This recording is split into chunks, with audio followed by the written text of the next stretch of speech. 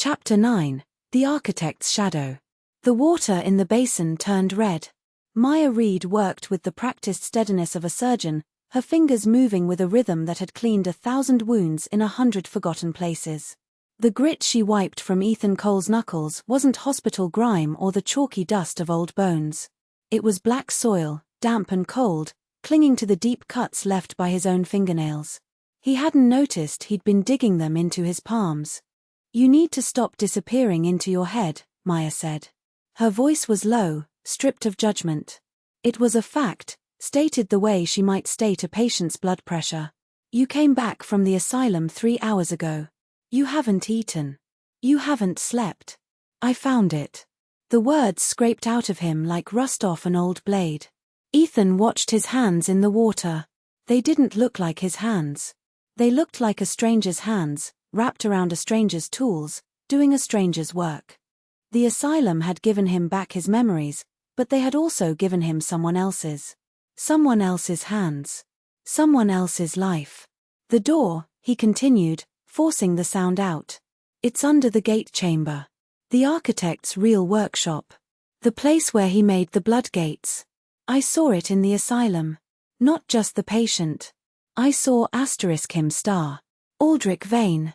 A man sitting in a white room, trying to write his way out of a universe that was collapsing. And I was his pen."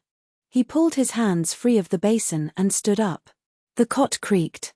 The walls of his room in Black Haven were the same weeping stone they had always been, but now they looked different. They looked like the inside of a wound. "Then we go together."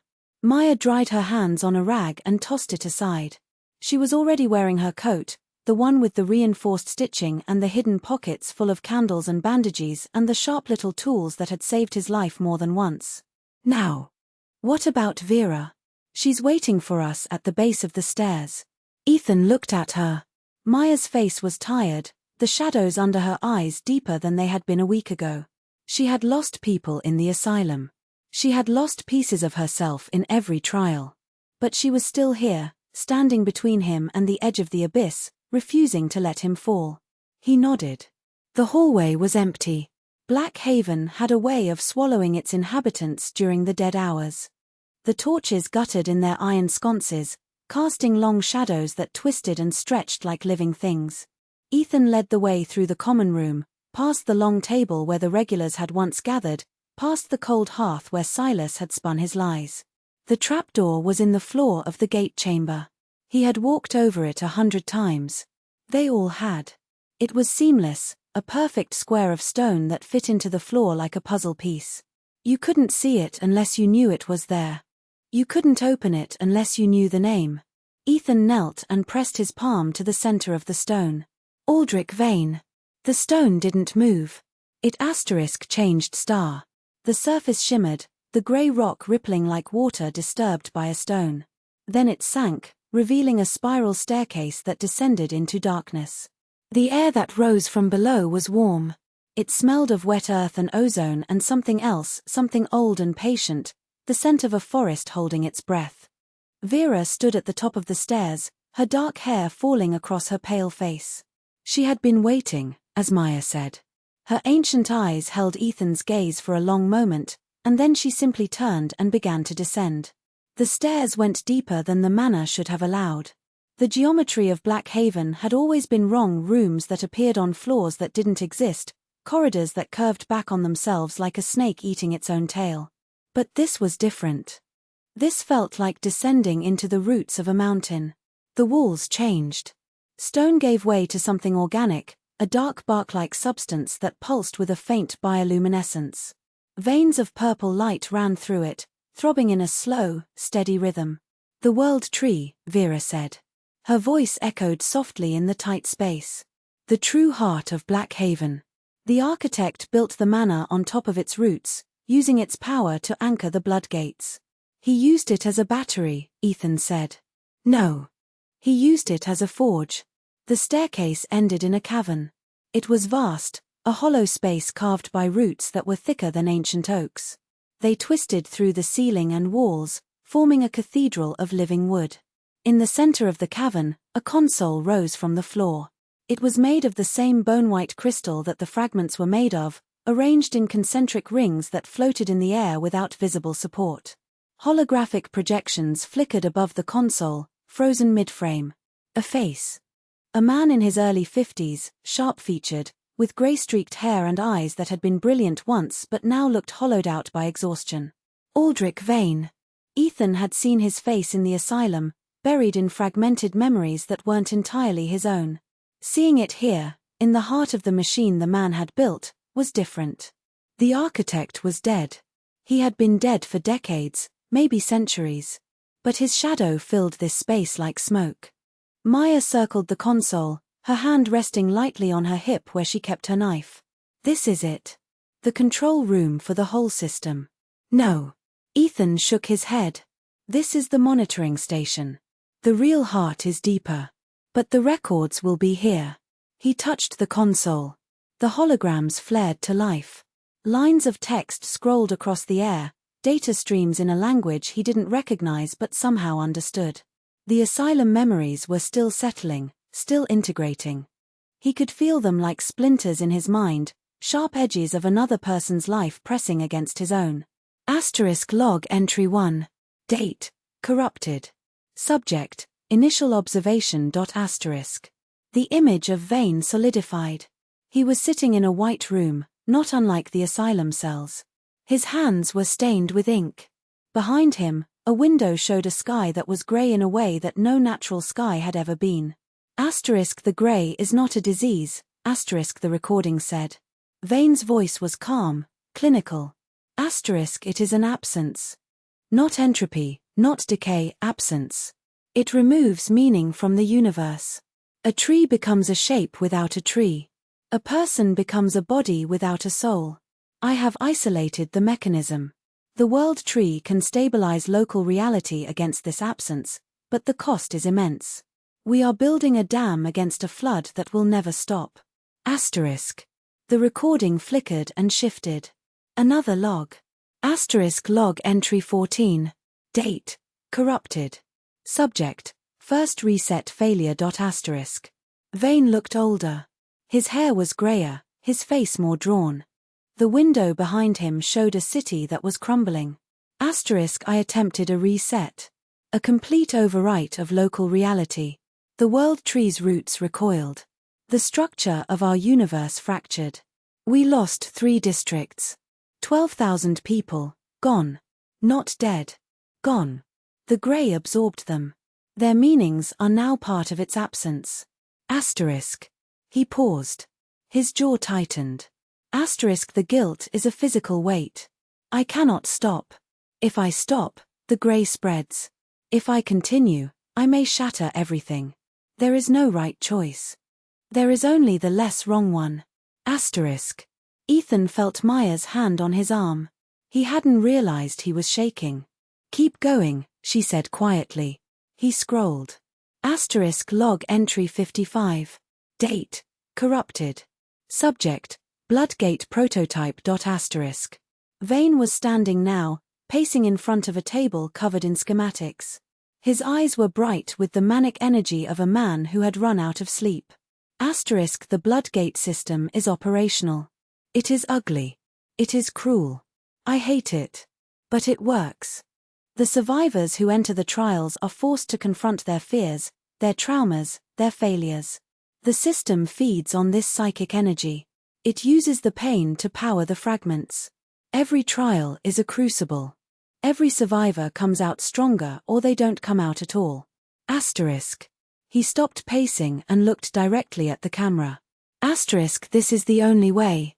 The world is dying. The grey is patient. It will wait until every last stronghold falls. I am building an army. I am building a weapon. I am building a successor. Log entry 101.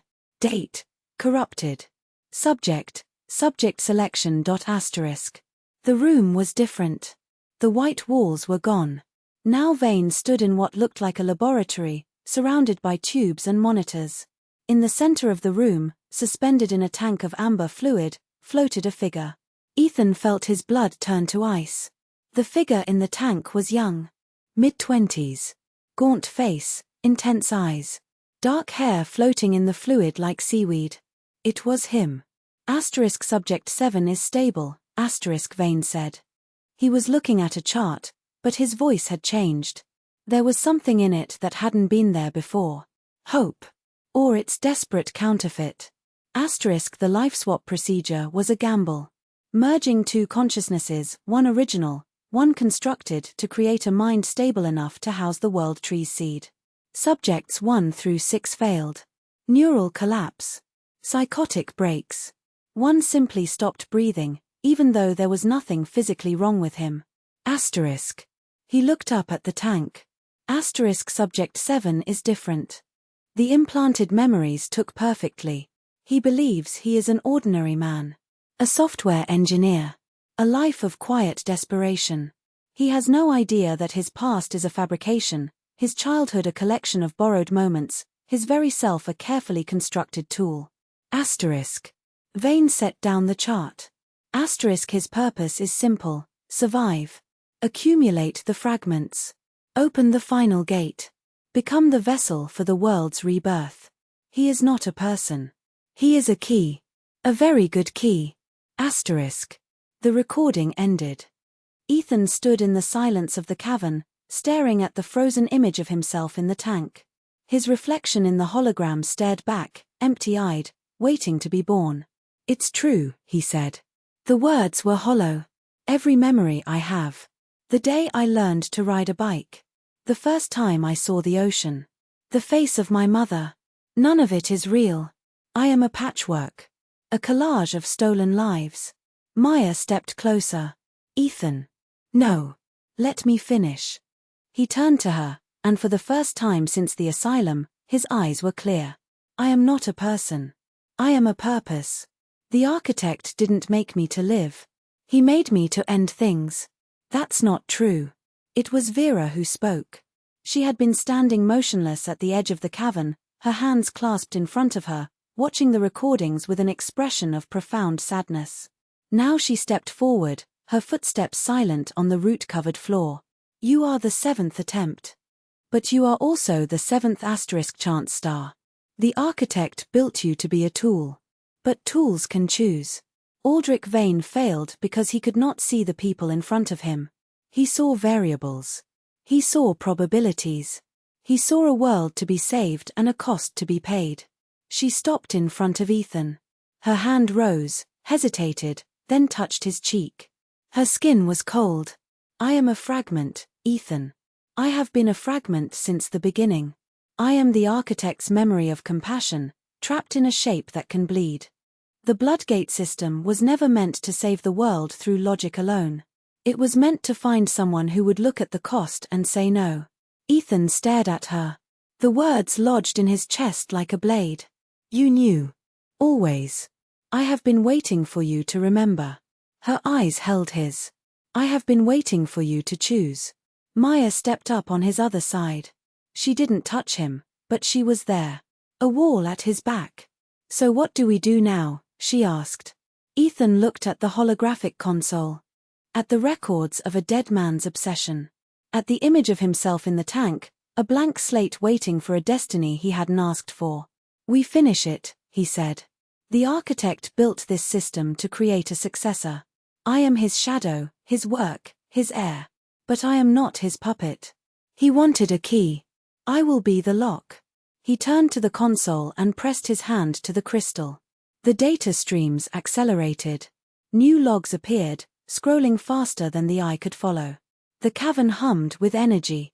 A new voice filled the space. It was Vane's voice, but older. Weaker. A man at the end of his rope. Subject 7. "If you are hearing this, it means my work is complete. You have survived the trials. You have integrated the memories. You know the truth." The hologram shifted. Vane was sitting in a chair, his body frail, his eyes sunken. He looked like a man who had already died and simply forgotten to stop breathing.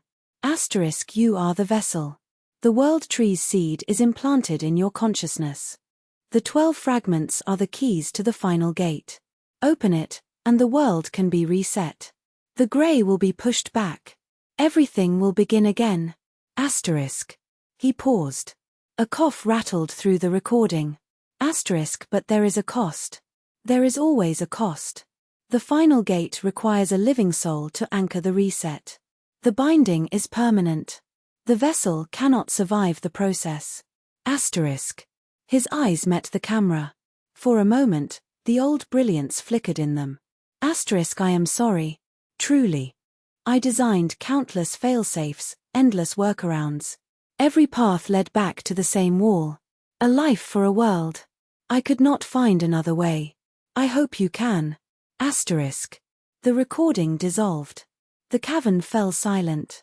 Ethan's hand was still on the console. He didn't move. He didn't breathe. A life for a world, Maya repeated. Her voice was flat. He means me. Ethan's voice was steady. Too steady. I am the anchor. The world tree's seed is inside me. When I open the final gate, I have to stay behind. Or. He stopped. The thought was too sharp. Too clear. Asterisk, or the vessel could be someone else. Asterisk. He turned to look at Vera. She was already watching him. Her ancient eyes held no surprise. Only acceptance. The 12th fragment, he said slowly. It's not a thing. It's a person. It's you. Yes. You've known since we met. Since before you were born. I was created to wait for you. To guide you.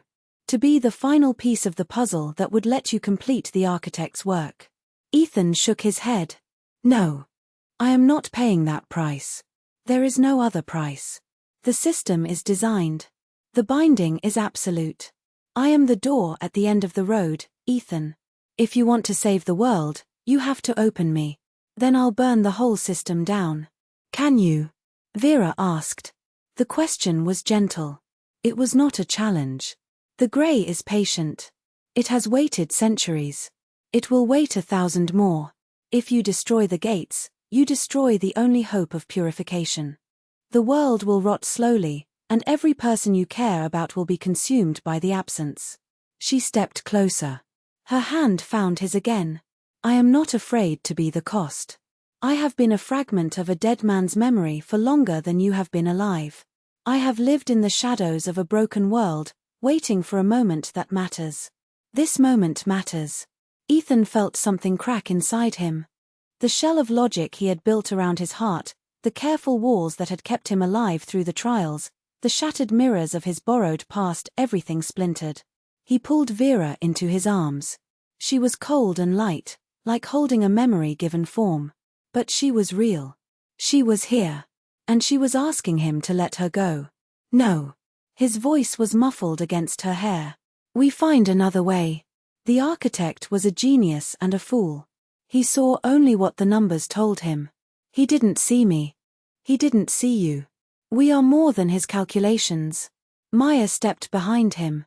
Her hand rested on his shoulder. If anyone can break the system, it's you, Ethan. You've been breaking the rules since the first trial. Vera pulled back slightly. Her face was calm, but there was a light in her eyes that hadn't been there before. What do you propose? Ethan looked at the console. At the frozen image of the architect. At the pulsing roots of the world tree that surrounded them. We finish the trials. We collect the remaining fragments. We find the final gate. He paused. And then we rewrite the rules. That's insane, Maya said. It's the only option that doesn't end with someone I love dying. The word hung in the air. Asterisk love. Asterisk. Maya's breath caught. Vera's eyes widened. Ethan didn't look at either of them. He was staring at the console, at the lines of code that governed the Bloodgate system. He could read them now. The memories from the asylum had given him that. He could see the architecture of the architect's design, the elegant and terrible mathematics of a world built on sacrifice. And he could see the gaps. There is a flaw, he said. In the binding protocol. The vessel is anchored to the world tree's seed, not to the gate itself. The gate is just a trigger. If I can anchor the seed to something else, something that is not a living soul, the binding becomes optional. Is that possible? Maya asked. I don't know. But I have 2 fragments left to find. And there is a woman in Black Haven who has lived for decades inside a system that was never meant to give her a future. He looked at Vera. If anyone can help me find a loophole, it's you. Vera was silent for a long time. The hum of the world tree filled the space. Then she smiled. It was a small, fragile thing, like a flower growing through concrete. Together, then. Ethan nodded. He turned away from the console, leaving the architect's shadow behind. The spiral staircase waited. The surface of Black Haven waited. The trials waited. But for the first time since he had boarded that last bus, Ethan Cole knew exactly who he was. He was not a tool. He was not a key. He was the one who said no. They climbed out of the cavern as the torches in Black Haven flickered with the dying light of an artificial day. The common room was empty.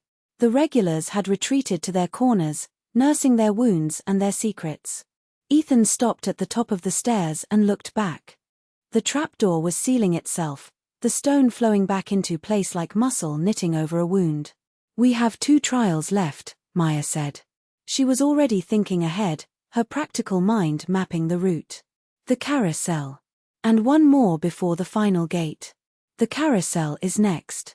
Ethan had heard the name before, in the whispers of the regulars, in the fragmented logs of the architect. The 11th fragment is there. And the 12th is waiting for us at the end. Vera's voice was calm. "Waiting for me." Ethan turned to face her. "You are not a piece of a puzzle. You are a person. And I am going to prove it." He held out his hand. Vera looked at it. Her own hand rose, hesitated, and then took his. Her fingers were still cold. But there was warmth in them now. A spark that had been dormant for a century, finally catching light. Maya stood watch at the door. She didn't smile. She didn't need to. Her presence was enough. The 3 of them stood together in the heart of Black Haven, surrounded by shadows and silence.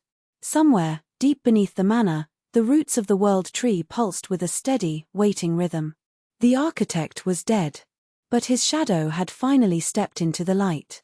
And it was ready to burn.